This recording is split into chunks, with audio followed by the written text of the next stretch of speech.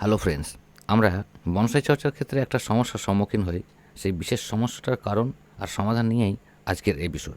Bonsai সারা বছরই কিছু না কিছু প্রুনিং করতে হয়, আর সেই প্রুনিং যদি একটু হার্ড প্রুনিং হয় তাহলে বিশেষ করে শীতকালে দেখা যায় প্রুনিংয়ের পর দীর্ঘ সময় কেটে যায় কিন্তু ডালে নতুন মুকুল আর আসে না। একটা সময় দেখা যায় ডালটা শুকিয়ে গেছে, হয়তো মুকুল বের হয় কিন্তু সেটা ডালের সামনের অংশ থেকে বেশ কিছুটা পিছনে। আসলে শীতকাল স্বাভাবিকভাবেই শুষ্ক, বাতাসে জলীয় বাষ্প খুব কম থাকে, ফলে প্রুনিং করা অংশটাকে সতেজ রাখতে গাছের জাইলেম কোষবাহিত জলই ভরসা হয়ে দাঁড়ায়। কিন্তু বাতাসের শুষ্কতার কারণে সে জল অতি দ্রুত বাষ্প হয়ে যায়। তাই আমাদের উচিত ওই প্রুনিং করা অংশগুলোতে ভালো প্রুনিং পেস্ট লাগানো।